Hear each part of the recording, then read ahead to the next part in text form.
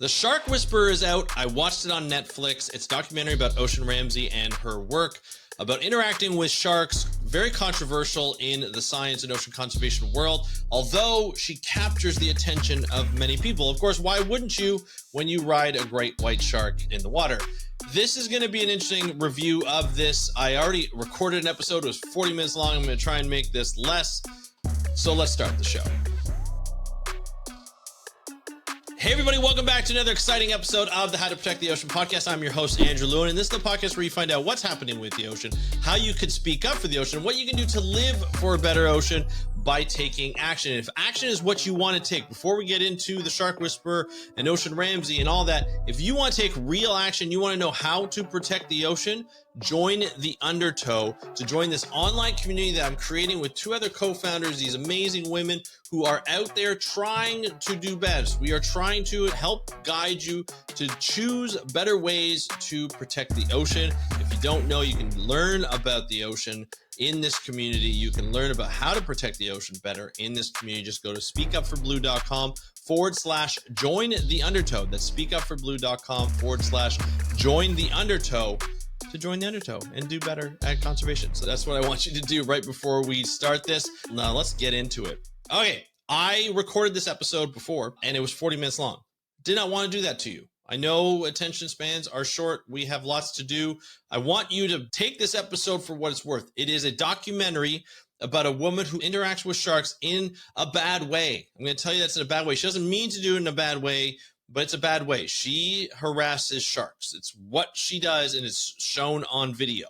I don't mean to degrade her in any way. I don't mean to be mean to her in any way, but it's what she does. And so this has been a topic of a lot of controversy within the ocean science and an ocean conservation world. A lot of people have spoken out about the work that she does. But the thing is that it captures a lot of attention. They take amazing photos of her interacting with these sharks, touching the sharks, pushing them away, interacting with these sharks.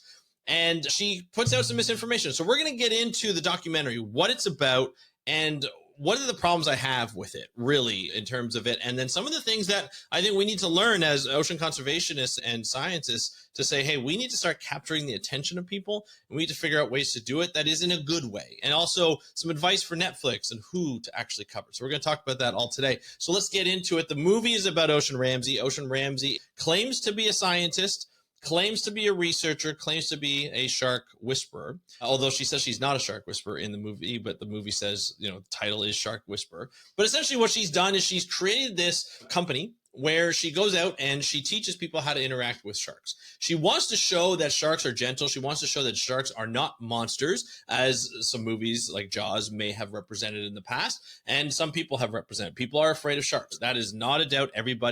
There are a lot of people who are afraid of sharks. People know that. Everybody knows that. It's fine. There's nothing wrong with that. They are predators. They have big teeth. They have bitten people before. It doesn't happen as often as we think, but it happens. And when you go in the water, all you think of is Jaws, or all you think of are these different types of movies about sharks eating people or hurting people. And it happens in real life at times. And unfortunately, they get a bad rap because of it. So people are afraid of sharks. That fear of sharks has led to the killing of sharks, whether it's for fishing or for tournaments or for anything else. And sometimes people get mad at that. And sometimes people are like, well, we need to change the reputation of sharks. So people go out and do it in different ways. Some people will swim with sharks, not touch them, and do what, Patty says and what all the scuba diving outfits say, when you're in the water, you just look, you don't touch. That's pretty much what the mantra is when you're in the water, what you should be doing, whether you're a scientist or not, unless you're actually doing work up on the animal. You do not touch if you don't need to. Ocean Ramsey touches. She has this connection, she says, in this movie, and that's what allows her to interact with these animals. Now, here's the thing. She anthropomorphizes these animals.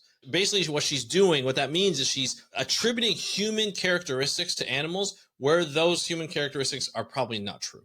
She says she has this connection with the animals. She knows the animals, and they all have different characteristics. Like, they all have their character. They all act in different ways. Each individual shark, whether it's a tiger shark, whether it's an ocean whitetip, each individual shark of that population, of that area, will display different types of characteristics. That's not in doubt here. It's whether they're being friendly or whether they're coming to say hello or whether they're doing things.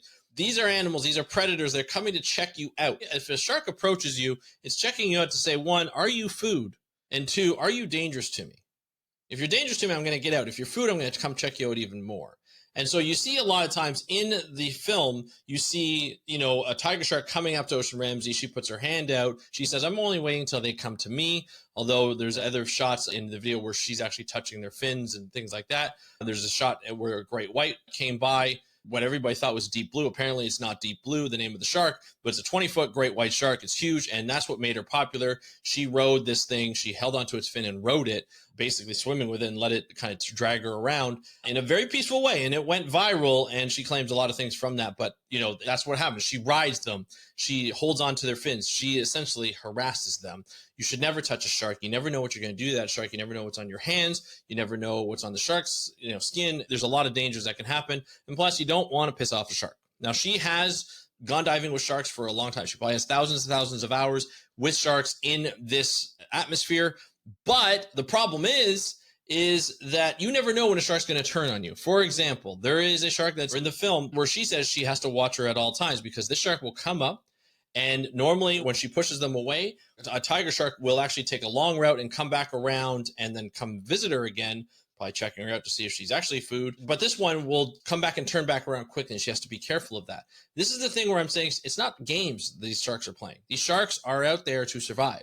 They're out there either to protect themselves or to eat. That's what they do. That's the animal kingdom. That's what happens. Mother Nature is cruel. These animals have to be just as cruel, and that's how it works, right? So this is what we're dealing with from a perspective. However, the movie makes it sound like she's just this shark whisperer. She has this ability to connect with sharks, and the sharks connect with her, and it feels just so spiritual, and it feels just great. It's all BS, but it's easy to fall for it. It is. And when I watched it, I was like, oh, wow, like she really does a good job with all of these sharks and things like that. You fall for it. It's really easy to fall for because it's a beautiful depiction of how animals and humans can interact. And I do believe that she has a want to protect these sharks. She sees these sharks every day. When you start to grow or not every day, but most of the days, every time she's out there, she sees the same sharks come back. There was one shark that had a cracked jaw or a broken jaw, and it's sad. Then it had a fish hook in it, and there's a lot of things that were going on. The problem is she's still harassing sharks.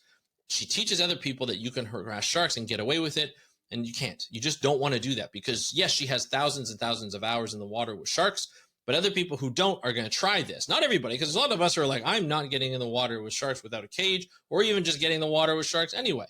But there are people who will. And there are people who will try this tactic, whether it's a great white, whether it's a tiger shark, whether it's a mako shark, any shark. They will do that, and they will get hurt because of it. And that is dangerous, because what does that do, not only to the person, hurt the person, but it could also hurt the reputation of sharks. And that is what we don't want. We've taken a lot of time. There's a lot of people who have taken a lot of time to make sure that these sharks have a better reputation, that they're known as being these formidable animals and predators, apex predators, but they need to be protected, and that they're not always after humans. There have been plenty of studies to show that. You look at Dr. Chris Lowe out of the University of California, Long Beach lab, the shark lab, and it shows it every day. So that's something that's really important to look at. Look at the science. Don't just look at people who are just touching sharks and getting away with it, because I'll tell you, at some point, she's going to get hurt. She even says that it could happen and that she's okay with it. I'm not okay with somebody getting hurt, people watching it or filming it, and also, that reputation of sharks going downhill. Let's be honest, a crocodile hunter had the same kind of thing, got killed by a stingray, an accident, and he doesn't want anything happen to stingrays, but people are afraid of stingrays because it hit the crocodile hunter, that it could hit anybody. If people are afraid, they're not going to want to protect. And we need all hands on deck to protect. That's what we need. Okay, enough on that. I got a lot of other stuff to go through, so I'm going to go through that. And I'm already at like 13 minutes. So I've got like a couple of minutes to try and keep everything down to a good thing. So hopefully my editor will be able to edit this down so that you can go and get a good timing and get back onto your day.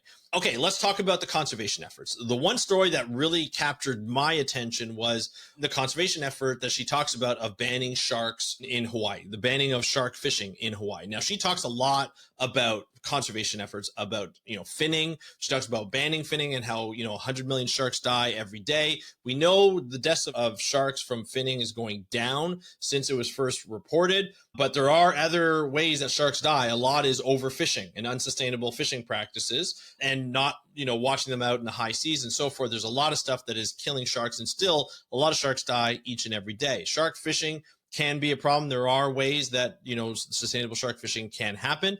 But what she refers to, one thing before we get into the story of how she protected or how she helped get shark fishing banned in Hawaii, was the fact that she talked about finning. And she talked about finning. She has B-roll of her walking around what seemed to be in an Asian fishing market. She sees sharks, these dead sharks, and fins being cut off of these dead sharks. Now, that is technically not finning. That is taking the fins off of a dead shark. That is actually very legal in a lot of places. Not illegal, legal in a lot of places. If you land the shark, that means you bring it back dead, you fish the shark, you're going to sell it for its meat. You can also sell the fins because you want to use up the entire body. That's a sustainable practice and use of a shark. If you're going to fish it, and if you don't agree with it, that's fine. But if you're going to fish it, you should eat all of it. So taking the fins makes sense in that perspective. The act of finning is to go out into the ocean, right? Middle of the ocean or wherever you are, on the coast, wherever, and actually catch a shark, keep it alive, cut the fins off the shark while it's alive, and then throw the shark back while it's still alive without its fins for it to essentially just die a very, very painful death. That is cruel. That is awful. And I know some of you will argue that, hey, you know what? Killing a shark just for fishing and for its meat is cruel in itself. I understand that. That is legal in a lot of places. What's illegal is the act of finning, which I just described. There's meaning in the different words, and she misrepresents what finning is in this film. She's done that before, and that matters to a lot of ocean conservationists, to a lot of scientists, and it should matter to you because that's actually illegal. That's actually using the shark when you land it and cut the fins off to use it for shark fins. That's actually a sustainable way because you want to use all of the animal. Right? That's a very good way of making sure that we're sustainable if we are going to fish for a particular species, a shark, a different type of fish, whatever that is. You want to use all of it so that it makes it worthwhile, right? That's a very big act when you eat animals, is to use all of its parts. So that's one of the things that, and you may not agree, and that's fine, but that's one of the things that I had it caught my eye and being like, well, hold on a second, that's not actually finning. Now, with her banning of shark fishing within Hawaii, admirable act. She played a role in it. She partnered up with some other organization. There was an organization and a people called Kanaka, and it was led by, this whole movement was led by Kanaka. And I've got a video to document somebody telling you that it was Mackenzie, who's on TikTok, who's been on this podcast before. She's great. She's a scientist. She's a very great ocean conservationist, and she's a great science communicator. And she is from the island of Hawaii in Oahu, and she knows a lot about that. And she talks a little bit more than I know about her. So I'll let her talk about that aspect. But this was a Kanaka-led, I guess, conservation movement, and it worked. Now, she coupled into it. She came into the team as a team, and she used her following to get public support. She also goes around to schools and other places and communities and teaches about sharks and what her work does. So that's great. That's admirable. And she was part of that team. This film, this documentary, makes it look like she led the whole thing. In the film, she said that she didn't get it. The bill didn't get passed in 2016, nor in 2017, nor in 2018. It wasn't until 2019. After the video came out of her swimming with the great white shark, that's what she says. She attributes the fact that, hey, you know what? That's what kind of put it over the hump and got it passed, because there wasn't much opposition of that. Because if you swim with a great white and you're not getting eaten, then sharks can't be that bad. We shouldn't be fishing for sharks. That's what she claims in the film, essentially. But the thing is when you try and get policy passed, it doesn't always happen at the beginning, right? It doesn't always happen in the first year, the second year, the third year. Sometimes it doesn't happen for 10 years. The Ross Sea Marine Protected Area in Antarctica took over 10 years to get accepted by 24 nations that manage Antarctica. It finally got accepted because, the science gets better, the public support gets better, and there's a lot of pressure on all those countries from their own people and internationally to have these marine protected areas designated. Now, there are, of course, other marine protected areas that have been waiting their turn over 10 years to get accepted. They haven't been accepted yet or implemented or designated, but we're hoping that happens. But my point is the policy doesn't always happen in the first year. Whether you have 2 million followers like Ocean Ramsey does, or you have 2 followers, it does not matter. Policy takes time, and that's what makes it so frustrating with conservation. It just takes so much time, and a lot of these animals are dying in the meantime. But I'm sure her followers and her public support and the gathering of public support and her persona herself helped get this passed. But the fact that the movie, whether she means it or not, is taking credit for it puts a bad taste in everybody's mouth, because ocean conservation is about collaboration. It's about working together as a team. There are people that I know who have done amazing things in ocean conservation, helped get marine protected areas designated, helped get certain CITES regulations designated. Do they take credit for it, or do they let other people say, hey, this person did this? No. They will be the first to say, no, actually, I worked with this organization and this organization did this part in this process. And everybody gives credit to everybody. It doesn't happen all the time, but when it happens, that's when you know the true collaboration is in effect. That's when you know that this person is admirable. This person deserves to be in this area because they just want to get the stuff passed and protected and not take credit for it, even though credit's due to them, right? But no, they don't want to take all the credit. They want to say, hey, you know what? Other people, help get this passed. So that is a big problem. And I know maybe that you're listening to this and you're a supporter of Ocean Ramsey and you see, well, you know what? She helped anyway. So isn't that great? It is great. But to take credit for it in this film, or what seems to be taking credit for that she led this, really puts a sour taste in a lot of people's mouths that have worked so hard to put it through. Now, with that said, I haven't come across anybody speaking out against it in that thing. That doesn't mean that anybody hasn't, but I haven't seen any reports or any articles where people are speaking out against it. And that's fine. Maybe they did, maybe they didn't. What I see is one person taking credit that leading this. I know differently, and that puts a sour taste in my mouth with this. I wouldn't work with somebody like that because of it, right? Whether she has 2 million followers or 2 followers, that puts a sour taste in my mouth. So I think that's the thing, is it's transparency. It's like, hey, you know what? We got this pass, it was great, but it was a team effort. That didn't show off in the movie. It looked like she led that. Speaking of transparency, Ocean Ramsey's education. Now, look, you don't have to be a scientist to do this type of work. You don't have to be a scientist. You can be an advocate. You can be an activist. You can be someone who works in policy and gets into these types of situations, gets public support, and do really great work for ocean conservation. But Ocean Ramsey has claimed that she is a scientist. However, there's something very different about her claims compared to what she's proven or what she's shown of where she's gone to school and how she got her credentials. She may have schooling and she may have credentials and she may choose not to post it on a website, but she is the first scientist that I have ever met who has not posted their credentials or talked about their credentials. And that is a little weird to me, I'll be honest. And it's not against it. If she has it, that's fine. But it's causing a lot of controversy within the scientific community, ocean conservation communities. Like, she says she's a scientist, she says she practices science, and you can collect data for a lot of different researchers and stuff. That happens all the time, and you're not a scientist. But she claims she's a scientist, but she doesn't talk about being a scientist. She doesn't, not proudly display it on her website or anything like that. And I feel like that's a little odd. You want to be transparent. You say you should be proud. If she did the work, it's hard work, and she should be proud of what she's done. But don't claim it and not show it. I think that's a little weird. It's not like the end all and be all, but it's a little odd that she's not claiming it. There are people who've said that she's gone to San Diego State University. She's got a marine biology degree. She's got a degree in a master's in animal behavior. I haven't seen it on her website. I haven't seen her come out and actually say it. She's very mysterious in that kind of way. She doesn't talk about herself a lot within that respect. She only talks about herself within like saving sharks as well as interacting with these sharks. So that's a little odd to me. Like I said, I'm very proud that I have an undergraduate degree. I have a master's degree. I worked very hard for it. It was not easy. Talk to anybody who's done a graduate degree. It sucks. It's hard. It is very difficult. So if you have it, flaunt it. And you don't have to. Like I said, it's not the end all be all, but it's a little odd to me that she's not proudly displaying it or proudly talking about it, as she should be, because it is a very difficult thing to get. It's not easy to get. So that's a big thing. I want to talk about going back to the interaction. When you have cage-free dives and you have cage dives, a lot of times, you have to attract the sharks. People attract the sharks using chumming, or sometimes they use hand feeding, which is kind of crazy when you think about feeding sharks. But a lot of people do it, and that's how they attract the sharks, chumming and hand feeding. Ocean Ramsey says she doesn't do it. And there's no physical evidence that says she does it at this point that I could see. However, there have been people, and I'll link to the video below, who have said that she does chum water, that they know people who say that she chums the water to attract those sharks. She says she doesn't. There have been apparently videos that shows that there's chum in the water that have been taken down from social media posts. Nobody that has worked for her is allowed to talk about it because they've all signed NDAs, and they refuse to talk about it because they can't, because they legally can't. Again, the mystery around it, whether it's true or not, I don't know. The mystery around it, she says she doesn't do it.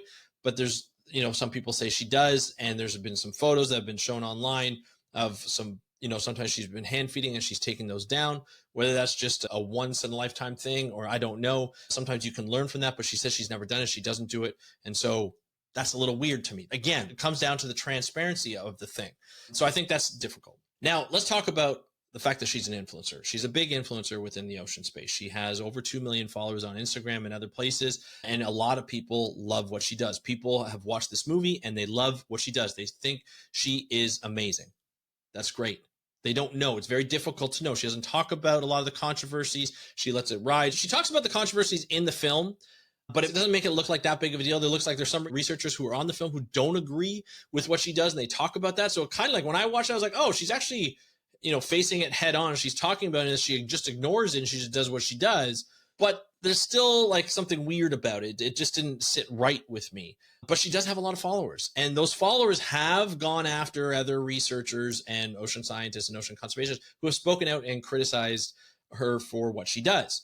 That is obviously not good. Now, I don't know if she says to go out and do it, but the fact is, I feel as an influencer, you have that responsibility to kind of go online and just be like, hey, people, if people criticize me, that's fine. It's part of the job. Please don't go after and, threaten their lives or this and that and blah, blah, blah, which has happened. And so, when you have a following like that and people love you, they defend you, but it can get aggressive, it can get scary, and that's not good. With that said, having a following is a really great thing for conservation, right? You saw it as an example in the film. She talks about, basically inspiring her followers to support this movement to ban shark fishing within Hawaii. Is it huge? It's going to save sharks around the world? No, but it's going to save sharks in Hawaii for sure. But, it's great to have that. It's great to have that. Unfortunately, it's with probably the wrong person that can do it for conservation, because she often provides misinformation. Like I said, with the finning, she interacts with sharks, which is not good. And she teaches people that you can interact with sharks and you should interact with sharks. And that can be very dangerous for the sharks as well as for the people. There's a lot of controversy here. So why is it? I always wonder, why is it that a lot of people who have followings tend to do some like controversial things? And maybe that's why they have followings. Maybe that's why Netflix is like, hey, let's do a documentary on this person, because it's going to drum up some controversy, just like Seaspiracy did. It's going to drum up some support because they have a big following, and we'll get a lot of views. And that's really what it comes down to. They want to make money. They want people to come to Netflix and they want to watch it. I would just like to see other people get the spotlight.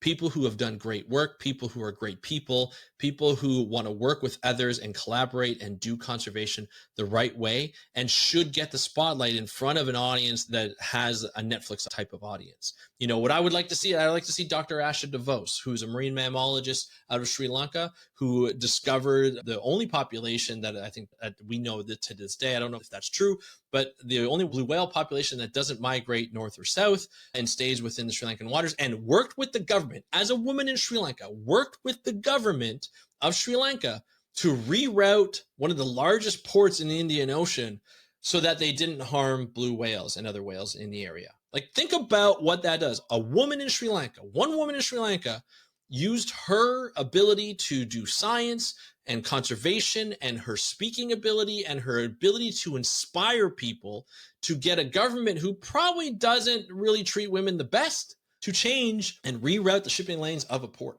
of one of the largest ports, if not the largest port in the Indian Ocean. And she speaks all over the world to inspire people all over the world. Put a show on her. Do an entire documentary on her. She's amazing. She's a good friend of mine, so I'm biased. She's amazing. Why don't you just do that? Dr. Asha DeVos, look her up. Watch what she does. She does live streaming a lot of times with her marine mammalogy surveys and so forth. She talks about whale poop, which is fluorescent orange. It's amazing. You got to do a documentary on Netflix about her. Or a good friend of mine, Angelo Villagomez. Do a documentary on him. That guy is an amazing guy. He's like a brother to me. He is so much fun to talk to. He is so interesting. He's got an interesting history, right? He stands up for people. He does conservation work, and he gives people credit for what they do and takes away credit from him, even though he deserves most of the credit or a lot of the credit. But he won't do it himself. He's very humble that way.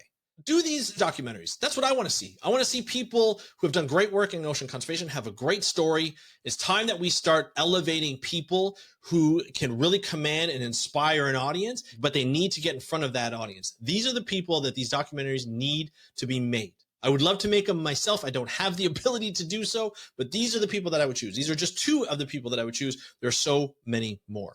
Now, with that said, I can't wait for another Netflix special that comes out. As I'm recording this, it comes out tomorrow. There is a woman in there that I've had on the podcast. She's amazing. I'm not going to talk about too much of her right now. She's on this new shark, it looks like a reality show from what I see, and they're taking pictures and they're trying to get pictures of as many different shark species as possible. It looks great. She's a scientist. She just graduated from a master's degree. She's a science communicator. She's an underwater photographer. She's amazing. And I can't wait to watch that. And I can't wait to review that and have her on the podcast to promote that. These are the people that we should be, focusing on. These are the people that we need to elevate, and I can't wait. And the other people who are on the show with her, I can't wait to get to know them.